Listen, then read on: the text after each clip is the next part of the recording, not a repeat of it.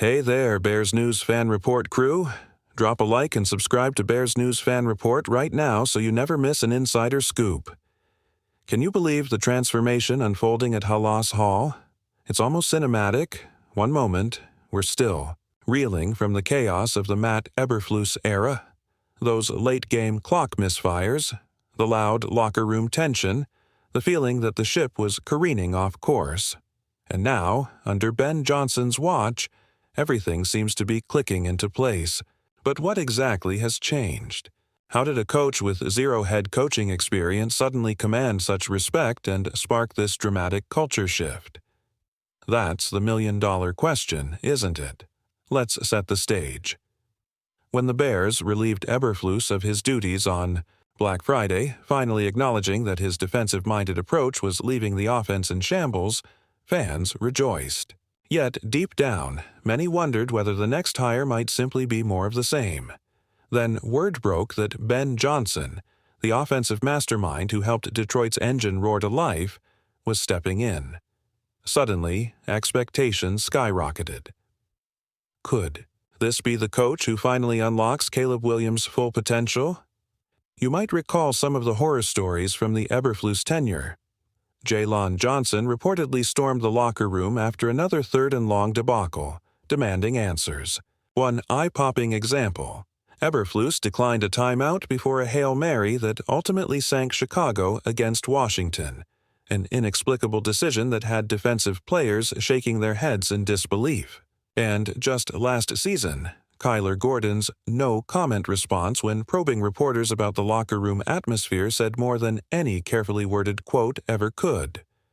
Contrast that with the scenes we're now seeing in OTA practices.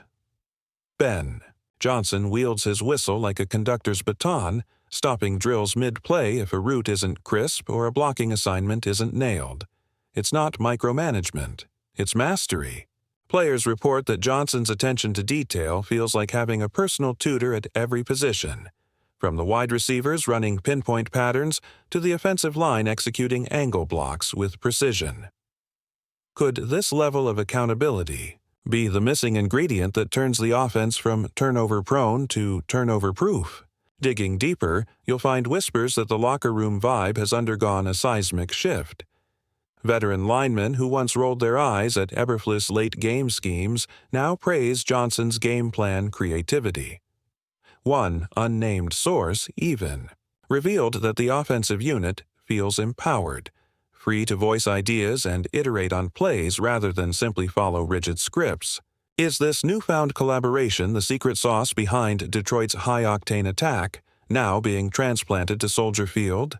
And most importantly, could this environment coax the best out of Caleb Williams, giving him the confidence to audible at will and extend plays without fear? Statistically speaking, the contrast between Eberflus' tenure and Johnson's potential impact is stark. Under Eberflus, the Bears' offense ranked near the bottom in third-down conversion rate, while allowing more sacks than any other team last season. That instability in the trenches often left Williams scrambling or holding the ball too long, two surefire ways to derail any rookie campaign. But under Johnson's tutelage in Detroit, their offense climbed into the top 10 in both categories. Could those gains translate here in Chicago, flipping those grim metrics on their head? And let's not forget the human element. Eberflus's departure unleashed a torrent of candid remarks. Backup quarterback Tyson Bagent subtly contrasted the supportive Johnson staff with what he called the isolationist environment under Eberflus. Meanwhile, rookies from the most recent draft have gushed about Johnson's film room sessions, calling them eye-opening and exactly what a young quarterback needs. Could this level of mentorship accelerate Williams' growth curve in ways we've only dreamed of?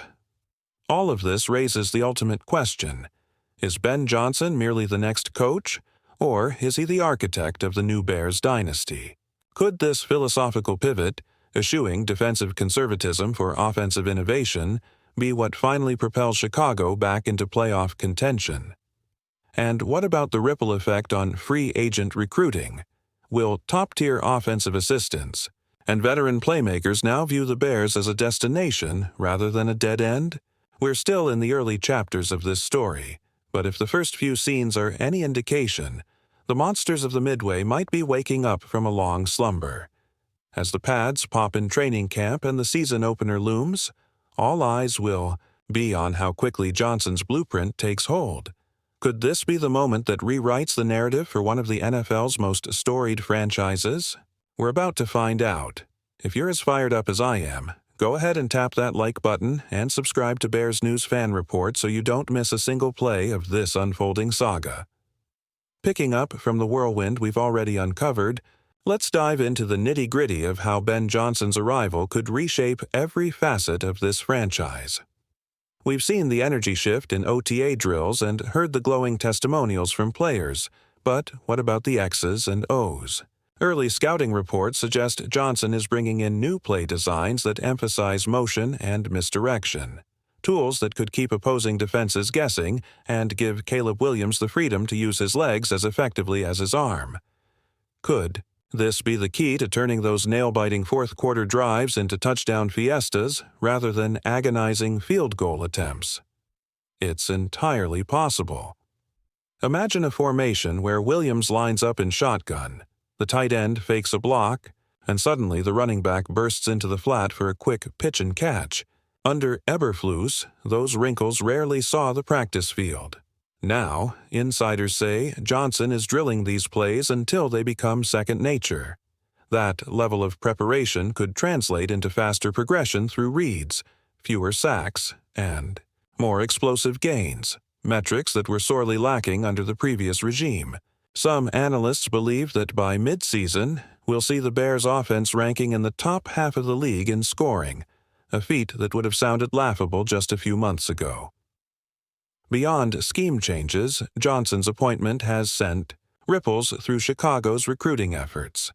Word is, veteran free agents who once crossed the Bears off their lists are now scheduling visits, enticed by the chance to play in a system that prioritizes creativity and quarterback empowerment. Could this newfound attractiveness extend to the draft? If Johnson convinces the brass to prioritize high-upside skill players, perhaps a gadget player in the mid-rounds or a developmental wideout in the later rounds, we may witness a draft strategy that mirrors the explosive best coast offense he helped craft in Detroit. And if that draft board shuffles to favor offense for the first time in years, we could see the Bears stockpile weapons around Williams like never before. Now, we have to acknowledge the risk factors. Coaching transitions aren't bulletproof guarantees. Look no further than other high-profile hires that fizzled under the weight of expectations. What if opponents decode Johnson's playbook quicker than anticipated? What if Cal Williams faces even more pressure when defenses prioritize stopping his scrambling lanes? These are real possibilities, and every Bears fan should be paying attention to how Johnson adjusts in-game when challenges arise. Is he the type of coach who sticks to his guns, or does he pivot on the fly when things aren't working? So far, reports from joint practices and preseason scrimmages hint at adaptability, another promising sign, but the true test will be on game day.